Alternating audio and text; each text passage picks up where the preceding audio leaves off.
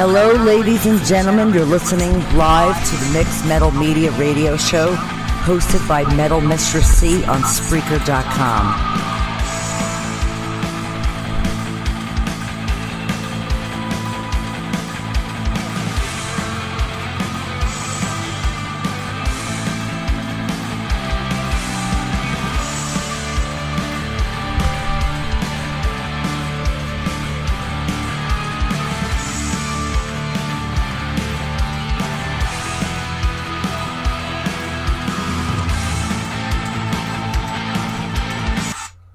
Hello, hello, hello. I am back on the airwaves for February. You are listening to the Mixedmetalmedia podcast. And actually, today's show is going to be a really awesome one. I have to welcome, I'm actually going to be calling him in about 15 minutes. So we actually have, This is a really, I'm really happy about this podcast, and I'm so stoked to interview this guy too. We have, a little while, we're going to be sitting down with Steve Lips Kudlow, the guitarist and vocalist and co-founder of Anvil, one of the heavy metal legends himself. The demigod of Canadian metal. So I'm actually pretty stoked to interview him. I do know that the 20th anniversary of the documentary of Anvil is approaching in April.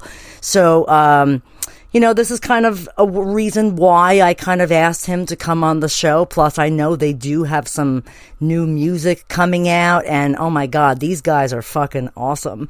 So, I actually have some of their like music that he sent me, and I was gonna play this song called Bitch in the Box. Oh my God, I absolutely love this song. So without further ado, we're gonna play this song and maybe another one of their songs, and then I'm going to call up Lips on the phone and have a wonderful interview with him. I actually salute this fucking guy. He is fucking, like, if he was in front of me, I'd probably bow down to him and kiss his shoes. And you never hear Mistress say those things, so this is pretty, without further ado, let's listen to Bitch in the Box. It's pretty awesome. Here it goes.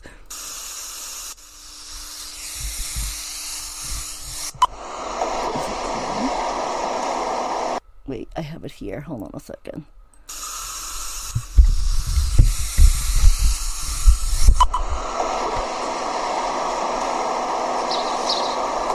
Where the fuck are we?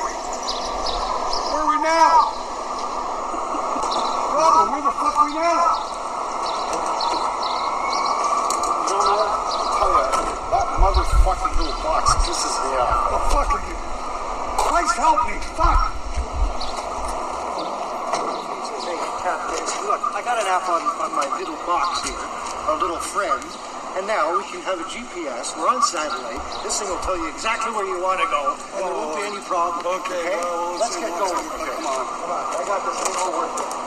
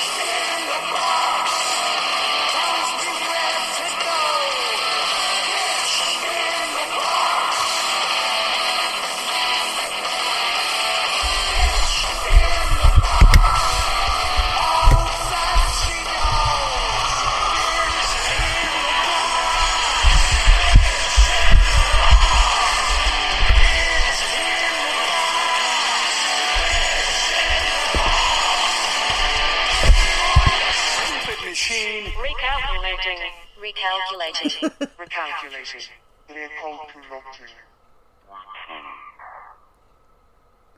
That by far has got to be one of my most favorite Anvil songs. As soon as he sent that to me, I was like, wow, this song is fucking awesome. Because who has not cursed at that fucking woman in the GPS?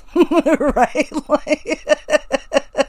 So I'm actually going to be calling him in a few minutes and getting him on the line. So, I'm pretty stoked. He's a good, cool guy. And, this is going to be fun. I have a lot of questions for him, and hopefully he's going to have fun on my show. So, so anyway, I'm going to be calling him in a few minutes, and so that was awesome. I think they have some new stuff coming out, and I think they're going on tour soon, actually. So that's kind of why, another reason why I wanted him to come on the show, so he could tell everyone about his tour dates. And actually, last year, one of my friends in a band called Midnight Hellion actually went on tour with Anvil. I was invited to go see them at Dingbats I think it was last year, I believe. It was April 23rd of I want to say 25. So, I could talk to him about that show. I was like kind of mad that I missed that, but that's of course when I was all banged up from the accident, really wasn't going anywhere. So, it's I'm very excited to have him on, so I hope everybody who listens to the show, remember, this guy is the fucking pioneer of speed and thrash metal. He was before Slayer, before Megadeth, before Anthrax, and before Metallica. So this is pretty fucking awesome. I'm like in I don't know, fandom land, I guess is a good way to put it, but it's pretty cool. So, actually, I have like 4 minutes. I could probably just try to call him now and see if he, answers. Hold on. Let's get him on the phone.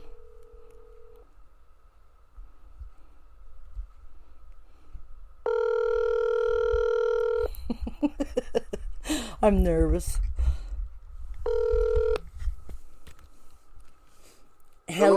Hello, Steve. Is this Lips from Anvil?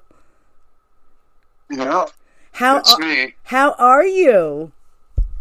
I'm okay. Oh, I told you I'd call you like 3 minutes before 4-ish. Good enough. I know you were close enough for rock and roll. Exactly, right? So, actually, I had just played Bitch in the Box. And honestly, I have to tell you, I love that song. Because you know how many times people actually get in the car and that little annoying woman in the box like gives you the wrong fucking directions? Yeah, well, that's what influenced the song. It's pretty awesome, because here's well, first of all, let me welcome you to Mixedmetalmedia. That's first of all. And I just want to say something to you before I ask you a bunch of questions and things, and of course have you tell me all about your history. I have to tell you, I wanted to coin you the Energizer Bunny of heavy metal, okay? I don't know if anybody's ever called you that before. Okay, well, no.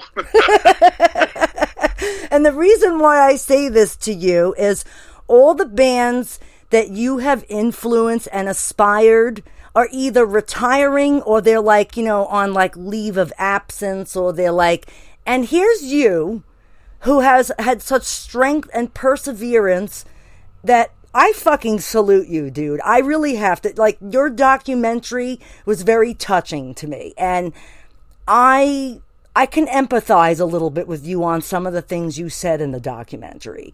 Like, for instance, real quick, when you had made the statement about, playing and there's not a lot of people there, I understand how you feel, okay? Because I, as a band's promoter, one of the first shows I ever did, I promoted and, like, nobody really came. But the second show I did, I sold out a venue.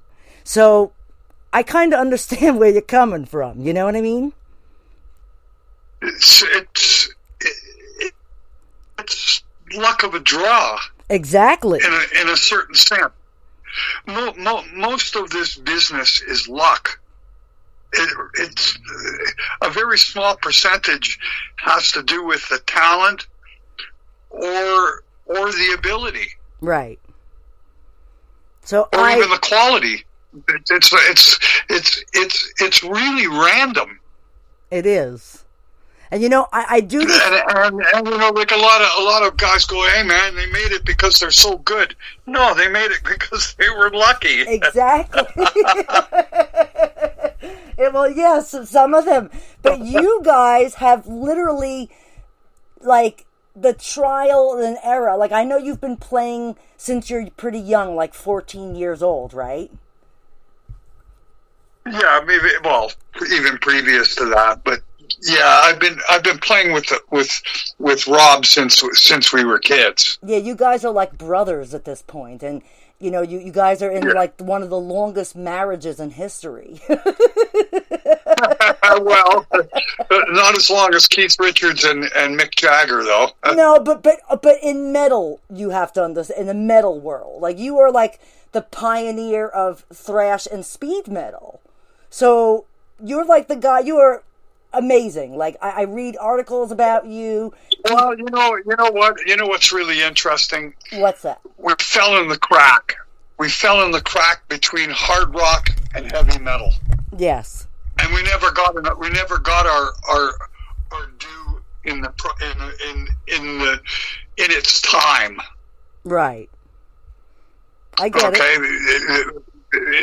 That's really what happened. We got signed to an independent Canadian label, and that brought us the first 12 albums. Wow. Right. Okay, that set us up to do 12 albums, which none of them available in the United States. Why is that? Okay, because the first 3 records, two of them got bootlegged by a French company, which put out picture discs all over the world of our first and second album.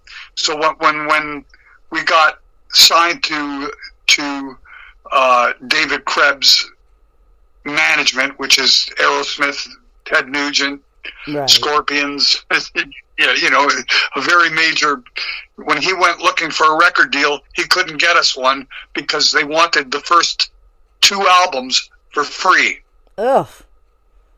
Gosh. Okay, because they weren't willing to offer anything for them because the first 2 albums were bootlegged. They made millions of copies of them on picture discs, and they're not tallied or counted because they weren't legally distributed. Oh, that sucks. Yeah, so they were bootlegged. Okay. Oh. So the first 2 albums were worthless. They made them worthless. Aw, I'm sorry. So you couldn't get signed to an American label or distributed in the United States. That's why it's hard to find metal on metal, actually. Now that I think about it, it is pretty hard to find that here. You're not going to find it. You have to order it from a Canadian company, and now that's going on, it's not worth to buy it because it's too expensive. So you're better off looking for the bootleg vinyl, right, for $5. Oh. Right? So that's what happened. That's really what happened, and as a result, we were sent to Siberia. You know what I mean? Yeah, I get it.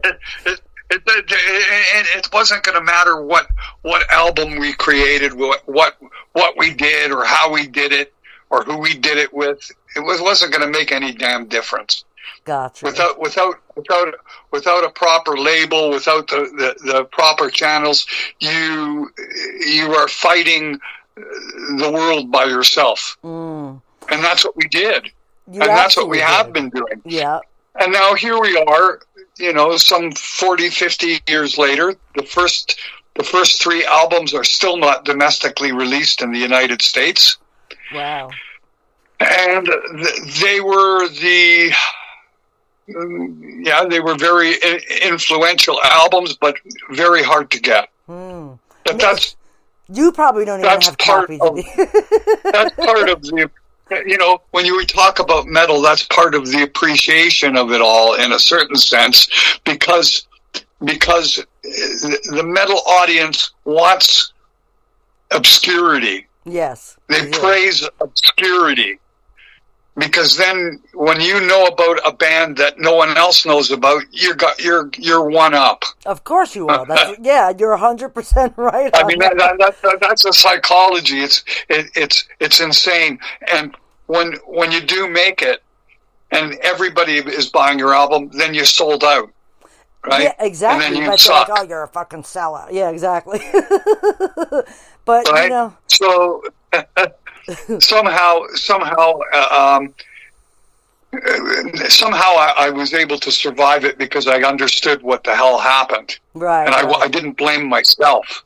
No. It has nothing to do with what I was doing or what I'm capable of or what I wrote or what I didn't write. It has nothing to do with that. It has to do with the way that business was done in and around us, and you can't change it once it's happened. Right. Well, yeah, you can't go back in time and change things, right.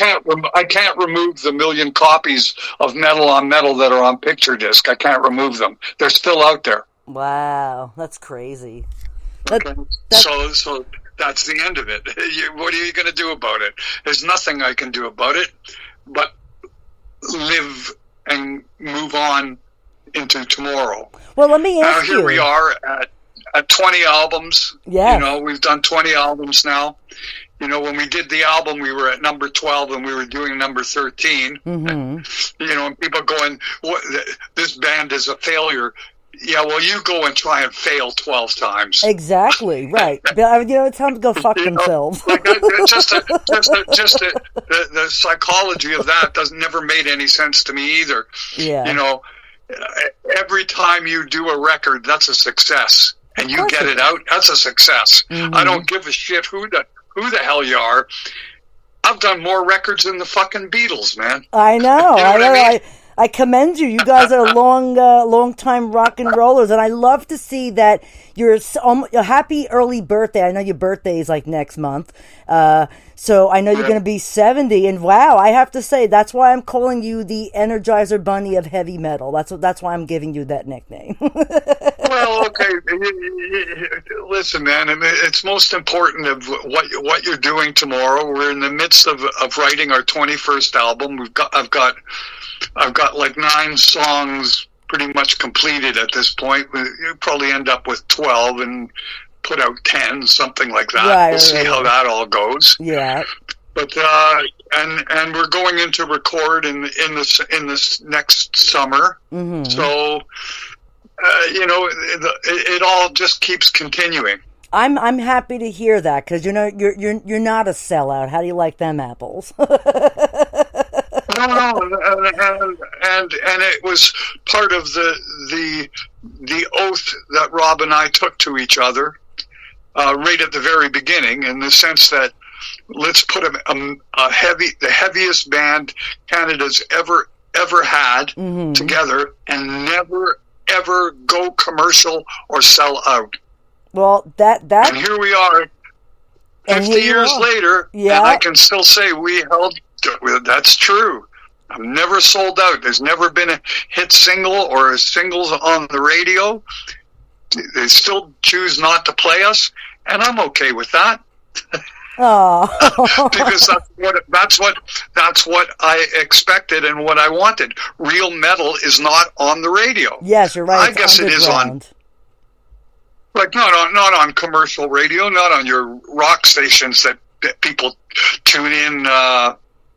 To listen to the news. They're not going to be hearing metal on there anyway. You'd be lucky to hear lucky to hear Madonna, if anything, at this point. You're probably right, I know. I mean, the Grammys nowadays is all like, bullshit anyway, so it's like, Well, one of the only modern star that I think that I know that I have respect for is Lady Gaga. Oh, I actually do like her. She's pretty cool, actually. She has a nifty... No, that's real talent, man. That's what I'm trying to say. Has real authentic talent. It's not fabricated. Right. You know what I mean? It's not... She's writing her own songs. She's singing her own songs. She's completely original, and she has abilities that are far, far above the average in the sense that, come on, man, she was singing with Tony Bennett. I know, that's a... and then at the same time she goes and gets on stage with Metallica. Come on. I know, but that was great. You're not going to get that kind of diversity and ability from the average person. No, she deserves respect. Yeah, that's it. She sings like, Enter Sandman with Metallica. I think that was like... I think that was what she was doing, and I saw that part of that. I thought she was fucking fantastic. Honestly, she should be a metal singer. Yeah, no, she could do anything she wanted to do. She is like a completely... It's a complete powerhouse of talent in the sense that she could do anything that she wants. Right. And that's very unusual. Yeah. Usually people lock themselves into one little block. Right. And then that's it. Mm-hmm. Right? Yep, you're right about But she's actually, by doing what she's done, it's phenomenal. And the song that she did on the Grammys this about a week ago was probably one of the only segments of that entire show that it actually caught my attention. Mm-hmm. And as accessible as the piece of music that she was doing was, it still had heaviness to it, which I was going, wow, it's actually surprising. Yeah, you should collaborate with her. The arrangement was much like a normal rock song. Mm-hmm. Not like, the BT or the K-pop. You know what I mean? Yeah, exactly. That other stuff that's like, I don't know if I would classify that as music, though. Well, no, I mean, that's the thing. What is, what is the criteria for music in today's day and age? I don't know. Honestly. For me, it's something that has melody to a rhythm. Mm. That's usually what you call music. Yes. Correct. But in many cases, you've got rhythm and you've got no melody. Well, then again, there are people who got rhythm and can't dance either, so that's the other thing.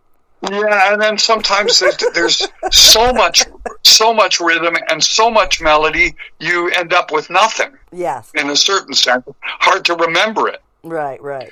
So, yeah, and that's a problem that I find, is that when I listen to a lot of stuff, it's so complicated, you can't find the hook. Yeah. You can't even find the hook line. Never mind what are people listening to here that's getting them to come back and listen to it again? Like I can't find some music that is around these days are going, I can't hear it. I don't hear what people hear as being attractive. And certainly hip hop and rap music, I'm not going to be able to relate to that. Yeah, me neither. Not lyrically and not musically.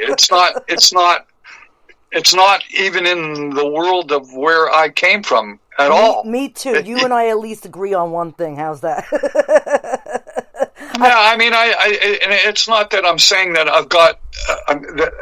I'm not being negative towards it. It's not my thing. Right. It's like people, there's lots of people that go, I can't stand metal music. Well, I don't blame you. because for the most part, either can I. Well, here's the thing I want to tell you. Or what they call metal in this day and age. Oh my God! Well, listen, but I can't even make out what they're saying, it is, or what they're saying. Even like, there's so much screaming involved. Like, interesting enough, the metal era that you guys come from to the metal era now has changed drastically. Like, all the bands, all they sing about it's not the same music. It's not the same music. Not even remotely. Exactly. It might be the same. It might be the same instrumentation, but you can barely even tell that. Well, there's a lot of them now. Guitars tuned so low you can't hear the notes. Right. Like you literally can't hear the notes. It washes and out. That's the point. Right. That's the point. Remove all melody. You remove all the melody. The singer is not singing with melody. He's just yelling. That's not musical, is it? Hell no. Well, I mean, to them it is. But I'm just saying it's not really musical. It's rhythmical. Right. Okay. It might as well just be beating a drum. I don't know. I'm just saying that some of it goes beyond the borders of, for me, beyond the border of being able to tell what it is. Yeah. Well, you can't even tell what it is. You can't understand a word the guy's saying. That's what I was getting at. You're not, because the notes are so low on the guitars, you can't hear one note from the other, and that's natural because your ears don't work that way. Right. Right. Like, you physically cannot hear it. You can't. Yeah. And making music that you can't hear the musicality, what are you doing? Yeah. Like, what is that? Is it noise? To some people, that's going to sound like noise. And white noise. The power of white noise, I tell you. Yeah, so I don't really want to get negative like that, but on the other side of it, there are many young bands today that are very much influenced by the 60s, 70s, and 80s, mm-hmm. and they're doing their version of Deep Purple and Black Sabbath. Yes. You know what I mean? Yep. And Led Zeppelin. It's their new version. It's their rendition of it. So there's still hope. Well, let me tell you. As long as it's coming from the sort of sensible place, then I think it has hope. Well, interesting enough, I actually work with two tribute bands, and they are a Black Sabbath and a Led Zeppelin tribute band. And they're fucking fantastic, right. These guys. Like, I actually just had a show with the Led Zeppelin guys last weekend at the VFW here in Levittown. And that show was great. I mean, but these guys really, really, give you the sound of Led Zeppelin. They even have a singer that kind of sounds like Robert Plant-ish. So it's like kind of cool, but he don't look like Robert Plant. You know what I mean? Like, they're a tribute band, but they're not like they're not into the dressing up aspect like an actual, like, some tribute bands actually do that kind of stuff. But my guys are like, no, we don't do that because we're not impersonators. Like, they feel like Elvis impersonators when they do that stuff, like, so I don't know what's your take on tribute bands, can I ask you? Well, it's interesting because the singer of an AC/DC tribute band, books my band in Canada. Right. and because he's got such a lucrative career, he's having no problem getting us shows. Wow, really? So, isn't that interesting? Yeah, that is interesting, actually. Well, it's interesting, but at the same time, it's a tragic truth, right, of the music business. Right. Original bands work way less than bands that do covers. Correct. You're 100%. And it's always been that way. Yeah. It's always been that way. It's crazy. But, the original bands are like... It's, in a certain sense, it's really tragic because it closes the door on all up-and-coming bands to get a chance to play. Yes, because... And that's where they really need to play and learn the ropes and try out their songs and give it an audience a chance to hear it, and for them to see the response so that they know what to do next. Correct. And without the ability to do that, it makes it really slows down the process and maybe even kills the process. So initially I was very, very, very much against covers, and in fact, copying to me was especially when I was a kid couldn't have been more of a waste of time. Right. At least in my mind, that's the way that I looked at it, and most of my learning was from trial and error in writing, from writing, not from copying. Right. Because, I had an older brother who was very, actually he ended up being a doctor and whatnot, but his sort of guidance, in a sense, telling me as a kid, you're not going to make it, and people are never going to know who you are by playing somebody else's song. He's right, though, actually. Well, he's absolutely right. But when you have somebody tell you that, when you're a little kid and you stop and think about it, right. It's not the same. Hey, man, I can play Purple Haze. It's like, so what? You're great. Write me a song. Write me an original song. Purple Haze has already been recorded, man. Yeah, many a times. And the guy who did it is really famous for doing it. Now, what are you going to do? Right, exactly. Right? Yep. And that's how my brother, that's the influence that I had as a child. So that's my sort of the genesis of my playing came from writing rather than from sort of outside sources. That and having, believe it or not, the Beatles' Rubber Soul book, which had all the music in it and all the chords. So it was by using the diagrams in the book, I learned the chords. That's cool. I couldn't damn well play the songs because playing those chords all in one song, you'd be lucky to be able to play one chord from the song. Because Beatles songs were extraordinarily chord-oriented. Right. And we're not talking about 2-finger power chords. We're talking about 4 fingers on the fretboard. Yeah, that's very expensive chord work. And then even a capo, like it's complex songwriting, just to say the least. So,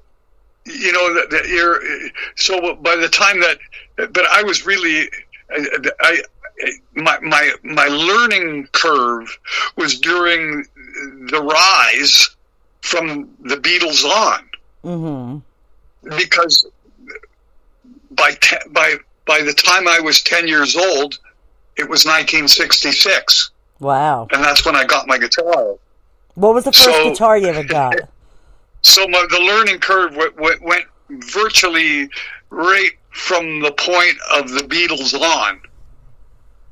And of course, I was aware of Elvis Presley because there was being 10 years old.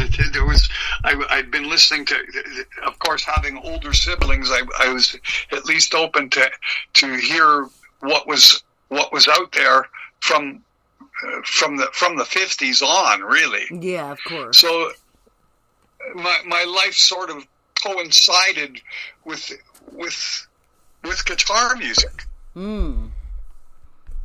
So it's all there within Anvil music, because even though you describe me as being the grandfather of thrash and the whatnot, godfather, not grandfather. I really come from the much earlier than metal, so to speak. Yeah, so you have like Beatles and Elvis music background. That's cool, like original rock and roll, if you will, right? Yes, absolutely. Yes, absolutely, and influenced greatly by it. It's actually the majority of it. Did you because like most Roy of the Orbison learning years also? were all called rock music. Yes. Now, all the learning years was rock music, not heavy metal. Right. By the time heavy metals happened, I was already in my 20s. Yes. Yeah, so you've been through like the evolution of rock and roll personally yourself as well. That's right. Learning about it as it happened, rather than in a retrospect. Right. No, that's cool. Actually, I think that's even more like, so, Elvis, did you like Roy Orbison? He was around at that time as well, correct? Or wasn't he? Absolutely. Yeah, absolutely, man. I can remember watching programs like Shindig. You go, what? Yeah, like that's, 1960 and stuff like that. Well, you know what? I wasn't born until 1975, so you got like 10 years or something on me, I think, or something like that, or 20 years, I think, even. It's pre-Beatles, man. It's like, I remember the pre-Beatle era. It was incredible in a certain sense.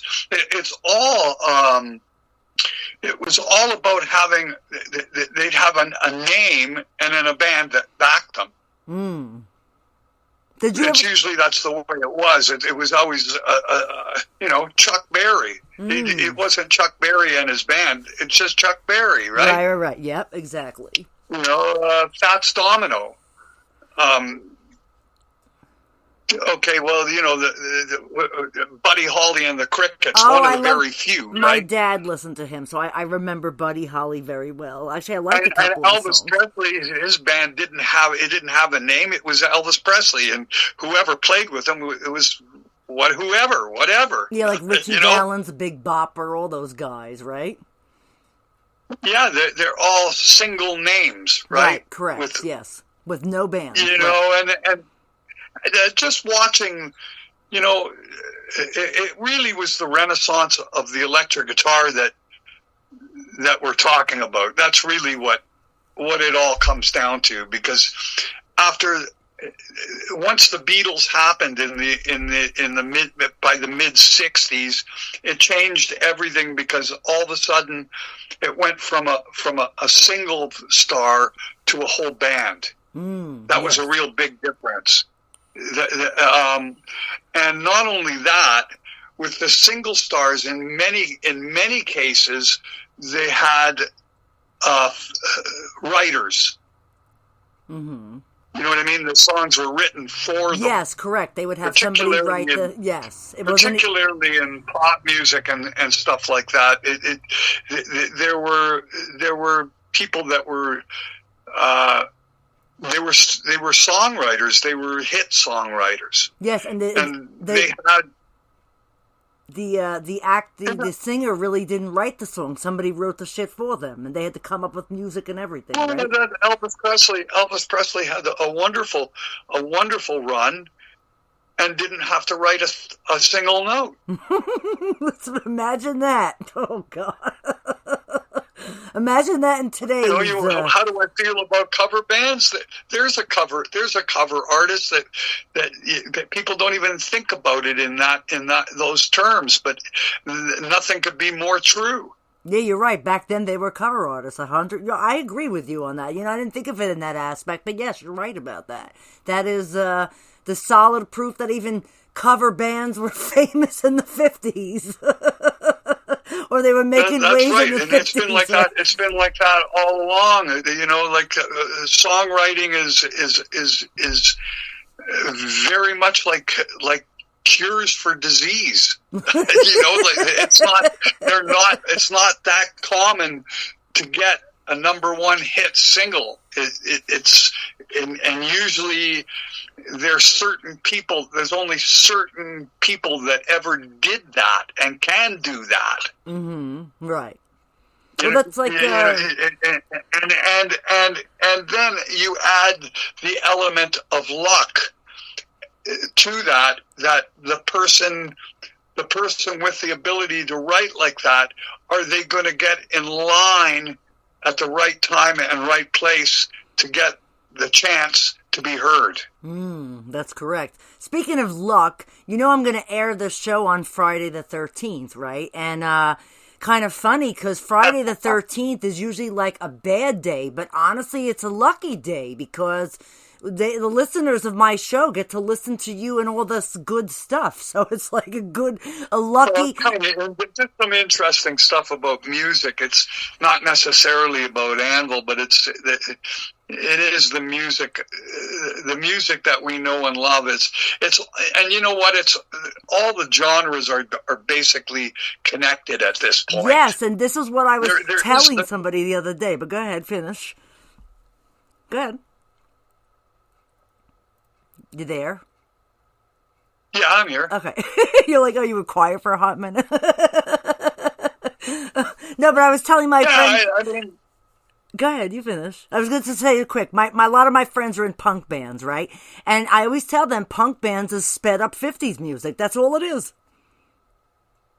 Think about it. In a certain sense. It is. It's basically what's great about punk is that it threw out the pretentiousness, right, of to a great degree pop music, mm-hmm. And it also opened the door for musicians who had a lot less to offer technically. Yes, you're right. But it's still good. And what do I mean by that? You're not going to get somebody who sings like Ronnie James Dio doing punk. Okay? Hell, fuck no. Exactly. And if you do, it's a very different type of style. You're not going to be expecting Robert Plant from a punk band. You're not going to be expecting, Yngwie Malmsteen from a punk band. You know what I mean? No, you're 100%. It's going to be a lot more raw, a lot less integrity, and in that comes a simplicity, and with simplicity comes memorability. Right. So all of a sudden, it becomes commercial. All of a sudden, Nirvana is big. Mm. And Green Day, right? Yeah, I remember them. Yep. What do you think? And these bands, and what do I mean? They're punk, pop, punk simplicity, but it's completely commercialized. I mean, that's what Joan Jett is. Mm-hmm. Yes. You like her? Do you like Joan? I mean, I went to her show, man, and it's like, wow. Like the simplicity of the songs and how straightforward it all was, mm-hmm. and how much the crowd loved it, and how rock and roll it was. Mm-hmm. But at the same time, it is hooked up to rock and roll. It is the simplicity of rock and roll. Yep, it's still at the heart of it. Whether you call it punk or whether you call it, no matter what you call it. Punk rock. There it is, punk rock. Yeah. You know, but now there's all these different genres of punk, you know, and then there's like different genres of metal, and it's like now there's genres of all different things. So it's like, yeah, it's there's only two kinds of music, you know, the stuff you like and the stuff you don't like. Exactly. That's it. Well, that's like I always tell people, I'm like, you know, I'm a metal person. I like punk. I like rock. But you never hear me talking about country or hip hop, because I don't even call it hop. I call it hip hop. It's different. It's terrible. It needs hope to be good. What the hell? No, and they've got country rap? What the fuck kind of shit is this? Is there country rap? I wouldn't be surprised. I think you might be right about it. I think there is a country rap section. Like there's a combination, and if it doesn't exist, I just inspired somebody. There you go. See, look, you're still create a country rap song. There you go. You're still inspiring people all these years later. Look at that, Lips. You're still giving somebody momentum, which is awesome. That makes you a good person for that. You know, you inspire a lot of people.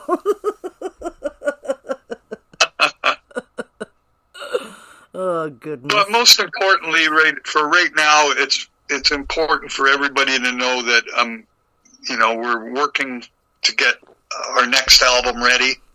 I can't wait to hear it. I'm sure it's going to be awesome. In the meantime, we're going to do a tour called Pounding the Past. Oh, it's like pounding the pavement, which will be predominantly made up of the first 3 albums. Oh, that's cool. So it's metal on metal, hard and heavy, and Forged in Fire. Is it, or is it a different one? Yes, okay. And actually, I think we're gonna do one song from the Strength of Steel album, which was Mad Dog, because we have the video of the. And you probably know the song. I probably do. I think I might have heard it. You know, I have a funny Anvil story. Can I share something personal with you? So no, this is a good one. You probably have heard this before, maybe from others. I don't know. So I was dating this man. I was probably about 16, maybe-ish. He was a little older than me, and long-haired metalhead guy. You know, typical, the guys with the battle jacket vests and all that stuff. So we're at his house, and we're gonna get ready to hang out and do the dirty. So he gets up and he puts a fucking tape in, and it's Jackhammer from Anvil. Right on. So I'm kind of laughing. That was the first time I think I ever heard Anvil. It was like one of my, like, you know, romance nights, you know. So it was like kind of funny. Wow. So I wanted to share that with you. I thought maybe you would get a kick out of that. You know, the guy that's a great invitation. That's a great introduction to Anvil. Hearing Jackhammer. So that's what I wanted to tell you. I figured you would think it was funny. But funny and cool at the same sense. Songs too. The lyrics are so nasty. Oh, I know they are. That's why I'm like laying there and I'm like, what the hell does he got on? And I had to like stop. I'm like, what are we listening to? And he's like, oh, this is Anvil. You should check them out. Like, he was away. So I thought the good old days when you could do very questionable lyrics, that's for sure. Well, interesting enough, get away with that today. Well, that's what I was going to ask you. Like, all right, like, you know, you guys had like a big, like, of course you had many a songs. Like, you had like what, Teabag. You had I have some of the other ones, like a lot of raunchy like style lyrics. So here's a question I was going to ask you: what happened to the sex in heavy metal? It went away once AIDS happened. Oh, okay. So I was wondering if you had an idea of why that. That's it, man. It was like night and day difference on the road when that happened. Because I wasn't sure. Even like later bands, like, you know, like there was some, like, all right, you know, the band Gwar. I'm sure you've heard of them. Gwar has that song. Black and Huge, which is fucking hilarious. I don't know if you ever listened to the lyrics of that song. And then they have Sexecutioner, and they have some other, you know, raunchy, like, dirty ones too. But that band, and I think maybe one other band after had, sexual, like, lyrics. But I think, like, a lot of, today's society with, like, the Me Too movement and, like, crap like that, I think that's, why maybe it has disappeared. I mean, look, think about this. No. No, everything changed. Everything changed once once the world realized that you could die from having sex. Yeah, I think you hit the... It changed everything, and I'm telling you, firsthand of what the difference, the looseness of the way that things once were, like before that happened, made it so that it was okay to write Jack Hammer, or you follow what I'm saying? Yeah, I definitely. Because it was stuff that was going on in your change room. But once that disappeared, so did the attitude of it. So is that why you guys decided to shift your lyrics from sexual to... Now, let me just tell you something. The One and Only album, me and my friend were looking at it recently, and he says to me, he goes, the song Legal at Last, I said, well, what do you think what is? And this is what he says to me. You're going to love this one. He goes, well, my connotation from the past stuff is that they are, what do you call it? They still have, like, somewhat dirty names to their songs, but the songs aren't dirty. And I said, well, what do you mean? And he goes, well, Legal at Last, for instance. And I'm like, no, that song's about marijuana, dude. He goes, really? I'm like, yeah. I'm like, he thought it was about, like, like some rocker guy was waiting for a chick to be like... That's really interesting, because that says more about the person saying it than it does about the band. So that's why I was trying to tell you so. That's what that is. Right, that's a reflection. That's a reflection of himself, not of Anvil. Right. So I just said, well, especially when the cover of the album is a bong. Ah, see, okay, so I hit the anvil on the head on this one. Especially that, and it's called Legal at Last, and you've got an angel on the front smoking out of a bong, and the devil on the back. Ah, okay, smoking out of a bong. So okay? Yeah, that's what's on the covers. Okay, that's what that is, and it's kind of interesting. There's a number of things about that cover that are kind of fascinating. It's saying, for better or worse, it's legal at last. Marijuana, right? Yep. So it's good or bad. So angel and devil, right? Yes. Now, on all of our covers, in one way or another, there is 666.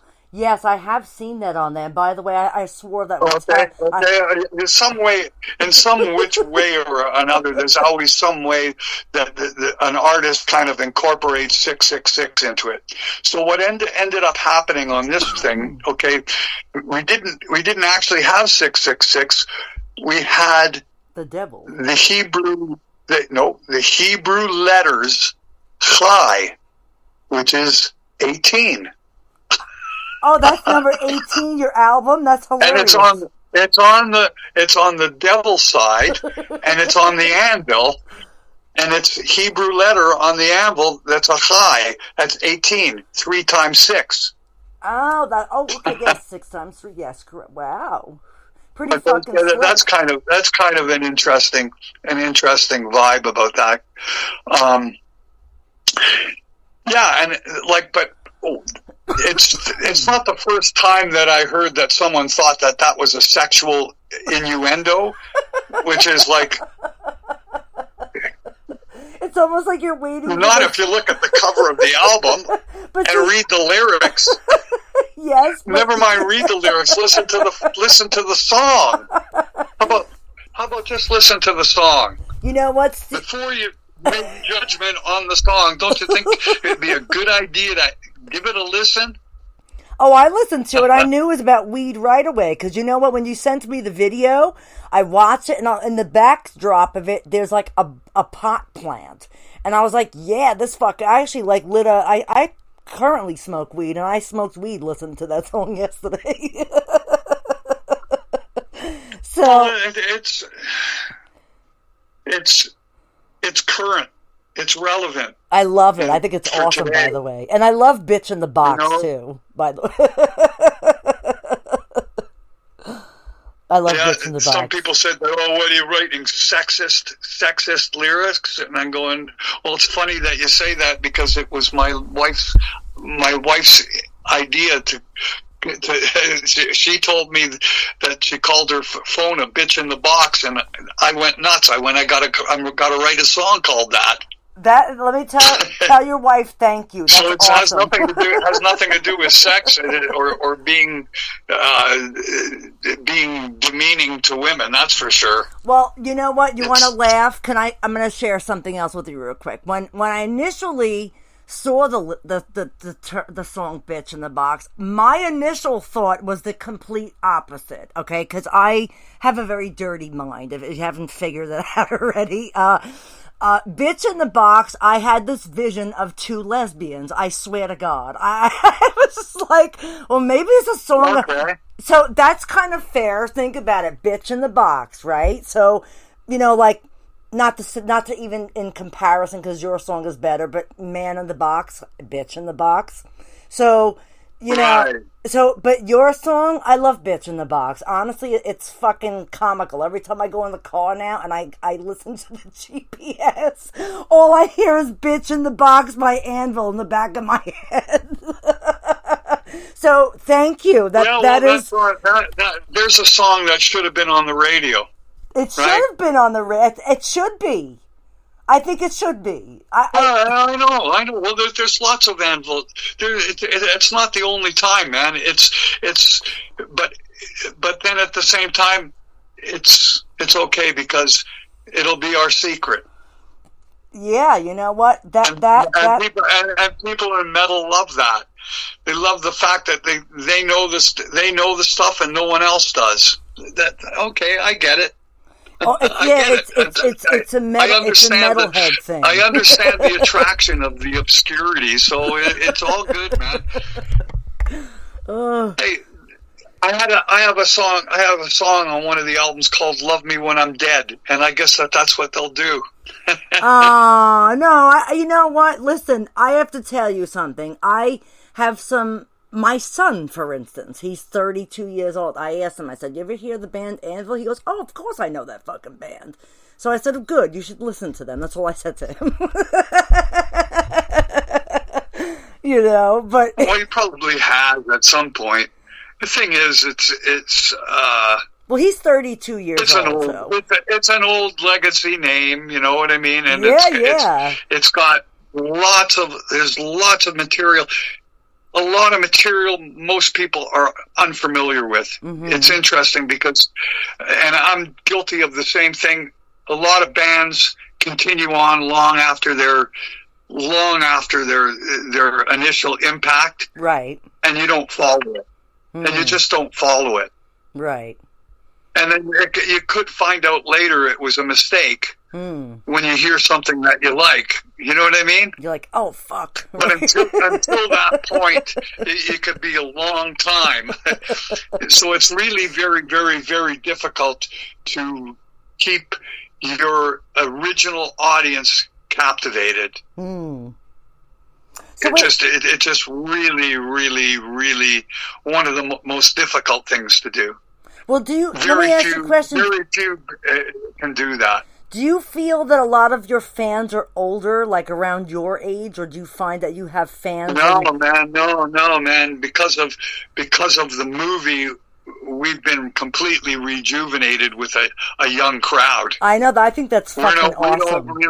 We haven't really been depending on our past. You know what? Well, let me ask you. It's actually in the new era, in our new era. The people are buying our new albums, and people coming to our shows are all younger guys and girls. For the most part, yeah, and for the first timers, people that have never seen us. Wow, right? that's good. I am giving you silent devil horns over here. Well, that's what most of our shows consist of, is people that have never seen us, and to a great degree, people from 30 years, from 15 years old to 30 years old, which is really what? Wow. You know, to that's very unusual for a band from my era. Very unusual. I know. And the reason that that's happened is strictly because we had a movie. Yeah, the documentary that actually was on Netflix during the pandemic, correct? Yeah. So that's pretty awesome. You know, and what that did is that opened up a whole new audience for us. Mm-hmm. It gave us relevance in today's marketplace. Yep. And it gave us a living. Yeah, I think that's... Listen, it gave me a living. I watched your documentary, and I have such... I'm not doing delivery. I was going to ask you, you're not delivering anymore? Catering. Wow. So you finally got to retire? That's awesome. From regular work. Oh, yeah, absolutely. Yeah. What about Rob? 20 years now. Is Rob retired too? Yeah, we only do Anvil. Nice. It's been like that for almost 20 years now. 20 years. Wow. Since the movie. You know what? You guys are, I told you, you're fucking heavy metal legends. Even though you come from rock and roll roots, you are heavy metal legends, and that's why I'm calling you the Energizer Bunny of heavy metal, okay? I personally endorse you as that. But, you know, interesting enough... but yeah, some of the other stuff you sent me was Legal at Last. Of course, I knew right away that was not. It was about marijuana. That's what I told my friend. I called him up today. I'm like, dude, you're fucking wrong. That stuff's about fucking pot, dude. And this guy comes to my house, and I always give him weed to take home to his wife, right? Okay. Pretty funny. So I'm like, now you and your wife can listen to that song and smoke the weed I gave you. Pretty funny, right? So look, I have a purpose for you. I have a purpose for your Anvil song. Look at that. I love that song. That's a great song. It is. Honestly, I was like, you know, the video, you have to like watch it a while, and then you see like the faint, like you guys have the buds in the picture, like over while you guys are playing. It's pretty awesome. And where's you guys? It's interesting because the video guy is teaches children and stuff. He's like also a school teacher, and he was really concerned that he could lose his job. Oh, over the video with the weed in it? Yeah, because, well, I mean, it's okay now because Germany has changed their laws. Right. Right, because it's a German guy that did this. So, like, I wanted a lot more in it. I did. Oh, that's right. I wanted more subliminal messages so that people would get the idea, you know, watch the video and they want to smoke a joint. You know what I mean? Yeah, well, listen, I smoked a joint. I've smoked a big fat joint watching it, so listen. But it's very subtle. Very subtly done. I know. I was very nicely done, honestly. And you know what's even funnier? Now that I know that guy was German, now I know why you liked or reposted my German curse word video on Instagram the other day.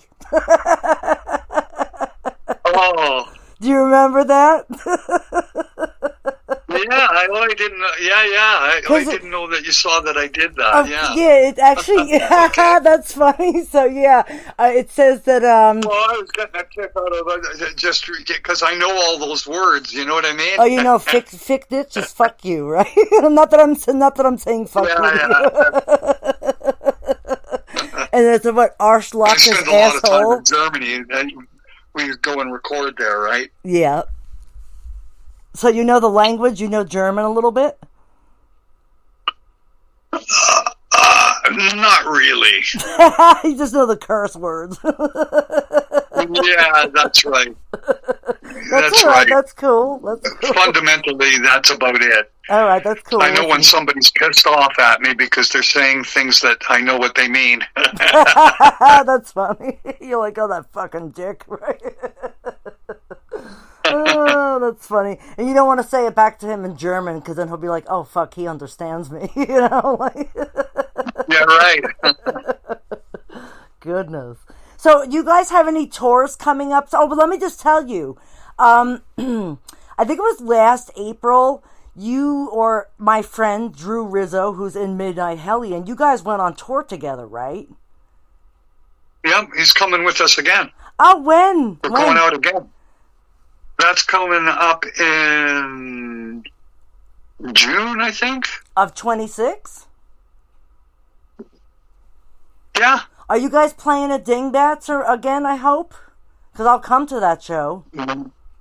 Yeah, I don't think we got Dingbats. We're not playing anything in the New York area. Oh, where are you playing? At all. Where are you playing? In like another country? No. It's all America. It's all U.S. shows. Oh, okay, but gotcha. We're not going to be doing that. Oh, you're going to be like in another state? You're like, yeah, not New York. We're doing a lot of the stuff we haven't done in a while. Okay, gotcha. I think actually, you know what? I do follow his band and his lovely fiance Teresa and Drew on Facebook. So I think I did see where it was going to be. I have a picture of it, but I can't like spit it out. You have to excuse me, a little like bait. Yeah, they're coming with us again. Oh, that's awesome. Yeah, I know him pretty well, actually. I met him at Dingbats. That's how I met him, actually. I met him at shows and then... Good guy, man. Yeah, he's a fucking sweetheart. Oh, what a nice guy he is. Oh, God. Yeah, actually, how I met him was Don Jameson and you know, the guys from That Metal Show. They usually have one at Dingbats. And actually, Midnight Hellion was a band that Don Jameson, like, recommended. And turns out he's a local Jersey guy. Yeah, right, because Don and Drew were on our tour. Kind of cool. See how I knew that? I actually know Don. Don did our last tour. He came out. He was our support. He was our support. Oh yeah, actually, you know what? So he knows Mistress. You got to ask him. Oh, he knows a lot of. It's amazing the people that he knows. Yeah, no, he's what a great guy. Yeah, that's a good guy and a friend. You know. Yeah, I consider him my friend too. And I saw him. Let's see, what year are we in? 26. It was like 23. I think it was December of 23. Me and my buddy went to Dingbats, and it was like freezing that night. Usually when I go there, I'm dressed in my Mistress like fetish clothes, you know. So, and I went there that night, and he did a double take, and he goes, "Mistress, where's your gear?" I'm like, "Dude, it's fucking freezing outside. I ain't fucking." I'm like, "I'll freeze to death." And he started laughing. So he was like, "You're in your civilian clothes." I'm like, "Yes, I know." I'm like, "Dude, it's like -2 outside, and I'm sweating. Like, I can't. There's no way I would be able to wear that kind of I'd freeze to death. Like, it's just, you know, like." So, and he was just laughing. He was like, "You look so different. You're not as tall with your boots on." Like, it was really funny. It's so, yeah, I know him pretty well, actually. He's pretty funny, Don. You know. It's funny that so you guys are going with him again? Great guy, man. And Midnight Hellion also? Yeah, Midnight Hellion is going to, I think that they're going to be supporting us. They're going to come out. We were going to have Don, but he says he didn't want to go tour again. Well, he's probably... So it's too much trouble. He doesn't like the driving. Really? Well, I get it. Plus, I know he's doing, like, his comedy stuff and other stuff. I know he's, like, a busy dude, you know, so who knows? Maybe he'll think about it. Maybe I don't know, maybe I'll message him, like, you should go to at least one of their shows, you know? Oh, we'll be seeing him. We're always in touch anyway. Oh, that's cool. That's cool. That's funny. Yeah, actually, the other day, I actually know Eddie. I know all of them, like Jim Florentine and Eddie Trunk. I actually have pictures with them at Dingbats with Steve Zing from Danzig, actually, and his other band, Black 29. This guy, what the fuck is his last name? He's gonna kill me because I know him and I can't think of his name. Damn. It'll come to me eventually. Dan Tracy, that's his name. He's the bass player in Black 29, and Steve Zing plays drums in that band. And then actually Steve Zing's in another band called Morning Noise, and they're fucking fantastic, that band. Just check them out. They're like but they're punk, so like they're horror punk, like, or like some of something like horror punk, I would call them, But they're not. They're not country rap. No, they're not country rap. I think you'd like them, honestly. I think if I kind of know your music taste, because a lot of the punk they sound like Elvis. Some of them, I think, like Sam Hain, like with Danzig, and and stuff like that. So I think you would like that. You should check them out. They're called Morning Noise. But they just played Dingbats recently. What's that? At some point, I'll cool. Get around to hearing it. Yeah, maybe you guys will come play Dingbats with Midnight Hellion. It'd be cool. We'll come back to Dingbats again. Well, I asked about that, and it's just not on the route. So okay. I don't know why, or I don't know. Because it was packed the last time, man. I mean, fucking ram-packed. I know. It was great. I'm so mad that I couldn't come, but I'll tell you why I didn't come there. Did you know Jethro? I think so. I knew one of them. Yes. Did you know that guy Jethro? Who I'm talking about? He was friends with Lemmy and King Diamond and. Did you know that guy? I don't know if I knew him, but I know somebody that knows him. Yeah, that's our old friend, man. Jethro was our old friend, man. Does he go to Dingbats? Many years ago. Does he go to Dingbats and Dingos? Many years ago, like probably 35 years ago, Jethro got us a gig at Dingbats. Wow. And the only person to show up at the show. Yeah. Do you know the photographer Frank White? Oh yeah, I do know him. I know his wife too, actually. I do know that guy. Okay. He writes that metal book in New Jersey, right? Yeah, exactly. Yes. Frank was the only one at the show. You know what? I think he told me this story because I actually talked to him recently, like last year, because what happened was you actually invited me to the Dingbats show on Instagram under my modeling page. You also follow me there too, by the way. And oh wow, okay. I don't even know. Yeah, so it's okay. But I'll message you later so you'll know who it is. But anyway, so kind of an interesting story. What the hell was I talking about now? I totally got sidetracked. I hate when this happens to me. But, what was I going to say? So something with Dingbats. All right, so you actually messaged me, asked me to go, but this was like April of 25 when you were supposed to play at Dingbats, right? It was April 23rd of 25? Yeah, that's the last time that we played there. Okay, so last year. I know, because you invited me. I was going to go, but here's the thing why I didn't. I don't drive. I had an accident like about 18, almost 19 months ago, and it actually almost fucking killed me. I'm actually lucky to be alive. To mildly short, I'm known as the female Evel Knievel. I was riding a motorized e-scooter, and I crashed on an uneven sidewalk, and I couldn't get up. I broke my whole left side of my body. I broke my pelvis in 4 spots. I broke my above the hip bone. I broke the SI joint in my back. I broke 3 bones in my shoulder. So before this, I had muscles, and I was like semi-personal trainer. I was also a dominatrix. I was doing a lot of crazy things. And my life changed when I had this accident that left me with a partially paralyzed shoulder.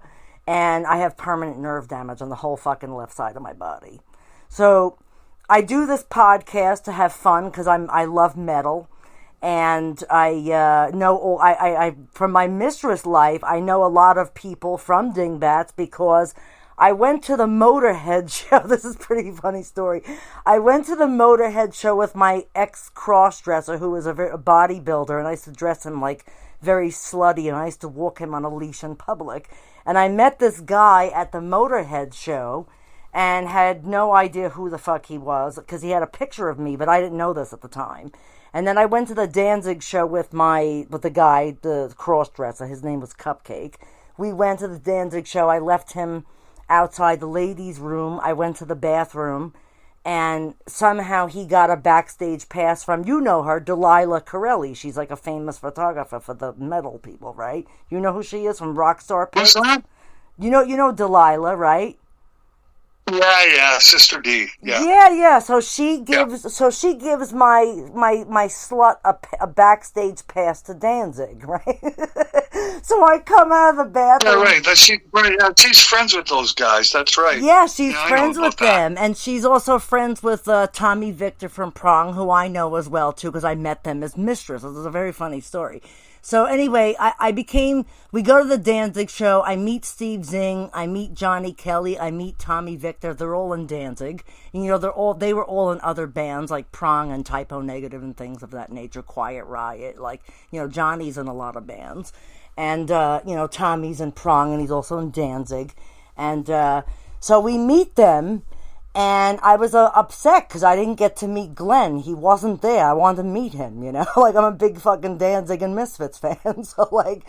But anyway, I got to meet these guys, and I don't know, I walked up to Johnny Kelly and I gave him my slut on a leash, and I said, do me a favor, take this whore for a walk. I need a break. And he actually did it. So I was so I know these guys kind of well, So we go to Dingbats. Steve Zing has a Black Friday bash, and a bunch of bands were playing there. Actually, his band was playing there. Silver Tomb played there with Kenny from Typo Negative, and what's his name, Hank Hell from I think he's in Subhuman. I think the band is, and also Seventh Void and Silver Tomb. Right, he's in all these crazy bands. So I meet these guys this night because I go there, and then what do you know? The guy from the Motorhead concert walks up to me and my slave and goes, I have pictures of you guys from the fucking Motorhead concert. I'm like, really? Where? He's at fucking Jones Beach, and he goes in his phone, and yeah, he's got pictures of me in his fucking phone, this guy, and turns out I wonder who that is. I wonder who we're talking to, that guy is. Yeah, I'm going to tell you, he was one of the part owners of Dingbats, this guy. So it's kind of funny. I ended up. So I probably know who that is. Yeah, his name is Vietz, and Freddie. The owner of Dingbats. The guy Freddie. I think I do. And the guy Vietz. Because one of those guys took me out for dinner. Oh no way! I should call Freddie tonight. I have his number. I'll call him or text him and be like, "Hey, listen." I can't remember whose name. Well, I'll ask the guy's him. name was. And if it was him, then I'll confirm it for you. I'll call him and ask him for you. Yeah, those guys. Yeah, I'm pretty sure it was one of the owners of Dingbats that took me to dinner. It was probably Freddie. I bet you, guarantee it. He is a fucking sweetheart. That guy. Let me tell you, he really is. So. He took me to a Chinese food restaurant. The one across the street from Dingbats. That wasn't that far from the. I think from the gig. That was a great. I actually ate at that restaurant. That was a really good restaurant, actually. But then I heard, I think the last time I went there, it was closed, or they had a new name. They changed the name of it. But I was like, oh, maybe it's not the same food. I haven't eaten there since. But So I didn't go to the Dingbats show because I don't drive. So usually, I have a friend that drives me there, but I have to make sure they're free that night. So, and then, so I was banged up for the accident, but I didn't go. But that's why I didn't go. But if you come back to Dingbats, I will come see you at Dingbats. Or maybe if we're not there this next time that we're going, we'll be there the time after. All right. That's all. Maybe I can get you guys to play in Long Island here someplace. That'd be nice. Well, it's going to have to be sorted out pretty soon because I think the guy's looking for shows right now. If he hasn't gotten them already, so I don't know. I don't know what's going on, man. I don't think we're doing anything in the New York area. That's all I know. All right. Well, who do I get in touch with to try to set up shows for you guys for New York area? Jesus Christ, that's a good question because I don't have the. Or should I contact Drew and ask him? Because I know Drew. Yeah, get it. You'll get the answer from Drew. All right, so I'll go to Drew then. How's that? Yeah. He actually speaks. But the last time I spoke to him, he spoke very highly of you. I have to say, he really did.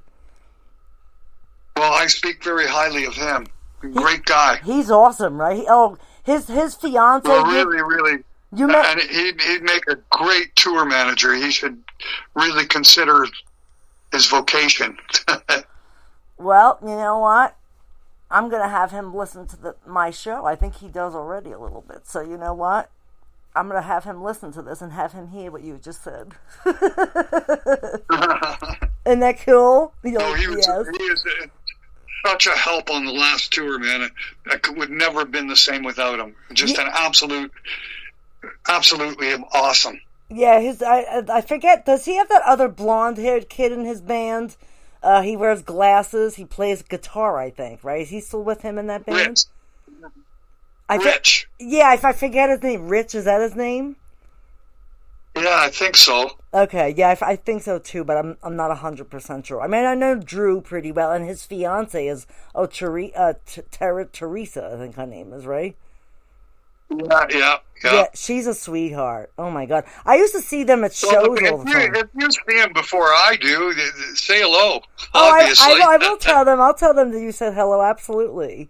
I actually talk to them on Facebook. Like, I like their stuff here and there. I see them on there, so it's like pretty cool, you know. Because I told you I met them from Dingbats. I know them a long time now. Holy shit. Probably almost 10 years. He's a Jersey boy. Yeah, he's a Jersey boy, yep. I met him at Dingbats. I told you, Don Jameson was, like, featuring his band one night at fucking...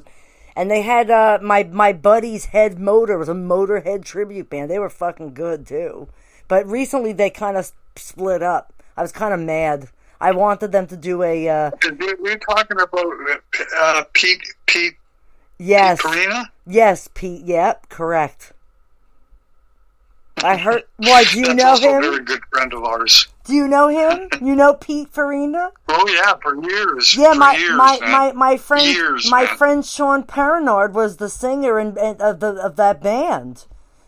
Yeah, Pete Farina was with him. Yep, correct. He actually, because what happened was a couple of months ago, I was going to have them, I have this Ramones, they call them, Rawmones, and they dress up like the Ramones. Like, my friends actually do this band. And I was going to try to set up a Ramones and Motorhead show. And then fucking Sean, the singer, and the bass player, he calls me up one day and he goes... He's like, I'm having a fight with Pete. He goes, I don't know. I think we're no more. I think he's done. That's what he says to me. He goes, Pete's doing a Grand Funk thing right now. Oh, that's probably why. That's probably why I think, you know what? I don't know if Sean is doing that with him, though. I think they are not in the same band anymore, these guys. But Pete Farina was in fucking Head Motor. Yep, with a buddy of mine. Yep. That's pretty funny. That. So we have mutual knowings. That's crazy, right? Yeah, I think we may have crossed paths, and I just don't remember. Maybe. You know what I mean? I don't know. You never know. It's there are definitely. I mean, obviously, you know people that I know. Yeah. Very obviously, people that I've known for many, many years. That's pretty funny. How ironic is that? Look at that, Lips. Isn't that crazy? Well, no, we have a lot of close ties that we stayed in touch with since 1982. Wow, that's pretty awesome. the first show that we ever did was in Old Bridge at the Route 18 flea market. Oh, it's funny. My buddy Sean plays. Actually, they were playing there. The thing is still there. Actually, the flea market, I believe, is still there. I think it probably is still there. Yeah, because Sean was talking about. We did Johnny Z. That's rock and roll heaven. That was his little record stand at that flea market. He put on that first concert with us, with Anvil. Wow. And from that show on, I've been friends with, all the Old Bridge people. Actually, like Pete Perina, Metal Joe and Rock and Ray. Metal Joe actually knows James Hetfield, if I'm not mistaken. Right? I heard stories about this, that James Hetfield used to hang out in Old Bridge, New Jersey, at that fucking metal studio. Yeah, that's right. That's where I met the guys in Metallica at Joe's place in Jersey, in Old Bridge. And how they were staying at our friend's house. That's where Johnny Z had them stay, at our friend's house in New Jersey. Wow! So we all met up in that house in 1980, early 1983. Wow! And I played them the Forged in Fire album before it was even on vinyl, and they played me Kill 'Em All before it was on vinyl. Yeah, actually, what do you think of that? I had heard the story, and I heard this from the singer of Head Motor, my friend Sean, that actually kind of lives in Old Bridge, New Jersey still. Yeah, they were there. Pete was there. Yes, Pete. Actually, yeah, I've heard Pete tell the story. Yeah, Pete was there when all this stuff happened.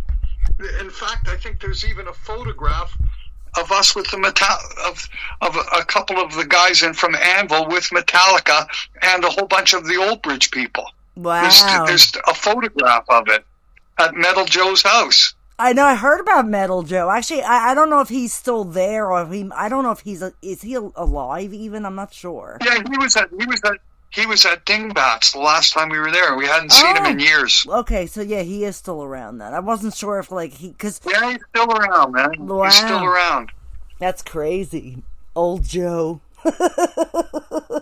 Yeah. Wow. So look at that. That's a lot of people don't realize that Metallica was in Jersey for a while. They really don't know. Some people don't know this. Some people think it's bullshit. Listen, story. as we drove into New Jersey for that gig, okay? Yeah. We were given the directions to get to Johnny Z's house. Mm. And when we were coming in the truck, we came around this corner, and this guy with fuzzy hair comes banging on the window, and it was Pete. Oh. Okay? This is where we met Pete. Pete jumped on our truck and gave us directions right to Johnny's house. No way. That's hilarious. Yeah, and so that just gives you some kind of insight. That's how long we've known Pete and how we met him. That's pretty awesome story. That is pretty awesome.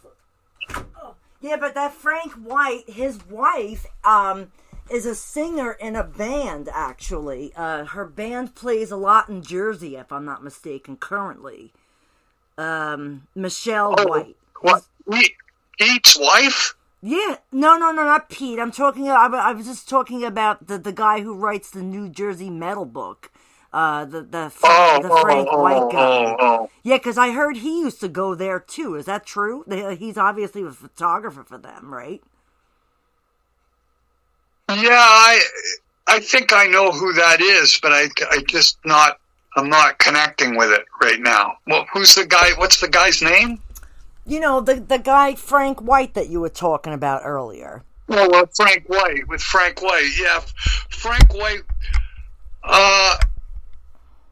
I don't think I'm trying to remember where you met Frank, but I think we're talking about L'Amour's in Brooklyn. Is probably where I met Frank White. Okay, gotcha.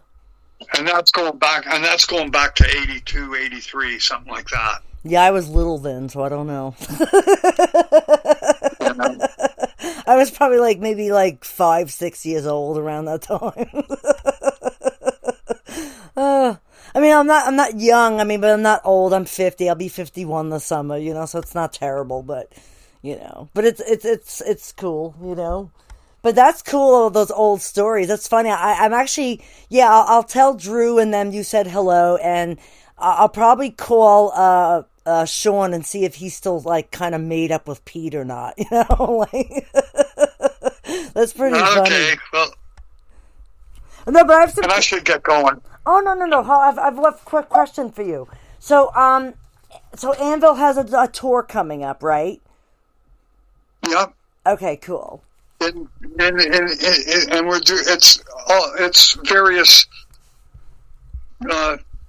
various cities all through the states. Okay, cool. I'll have to check it. Is it on any of your social media, like your Anvil Facebook page or any of that? Yeah, well, it hasn't been announced. It hasn't been announced yet. Okay, but it's coming up. All right, cool. Awesome. Well, listen, I would love to have you back on for another podcast if you're interested. Okay, just let me know when. All right, cool. Awesome. It was great to have you on, but kind of cool that we have a lot of similar connections. I think that's pretty awesome, actually. You know. Yeah, it's pretty interesting. You're just in the younger group of people. It's sort of connected with the younger group. I know, that's so funny, I'm right? talking about the old guys. You know what I mean? But I do know the some old of them guys passed too. away. Yes, but I do know some of the older guys because they're friends. They were in bands with people that I know, which is pretty hilarious if you think about it, right? Yeah. I'm like, Pete Farid. I'm like, oh God, yes, that is him. Because you probably knew that he was in Head Motor, right? Yeah, no, I've known Pete since he was in Cities. Wow. Okay. You don't even know who Cities no, is. I That's don't. Sal's band. But actually, yeah. But like my friend, he would know this because he was in band with them. I'm sure he knows their history and stuff. You know, that's pretty funny. It's pretty awesome, actually. I'm actually going to call my friend after and be like, yo, I have a conversation for you. Oh, it was cool. So listen, yeah, I'd love to have you on again. I want to thank you for coming on. I hope you had fun on the show, actually. Yeah, it was fun. It's got interesting talk. You liked it, right? It was awesome, right? I think it was really cool. So Thank you. And, of course, I'll have you on again. And, I'm going to play some more music. And, send me, if you have anything that you want me to, like, share on, like, my social media, please feel free to send it to me. Okay. I'll Sounds good. You know? All right, cool. Thank you. Well, I hope you have a good evening. All right. And thank you for, You coming on Mixed Metal Media. Thank you, Lips. It was awesome. All right. Have a good night. You too. All right. Take Thank care. you. You too. All right. Bye-bye. Bye-bye. Well, that was pretty effing awesome, I have to say. So, yeah, he'll probably be on the podcast again. So, I am going to go as well. Or, actually, I'll play one more of their songs, and then I'm going to get ready to go, too, because I have to use the restroom and things of that nature. Let's see. What song am I going to play in here? I guess we can do this one. Wait, I have to do it here.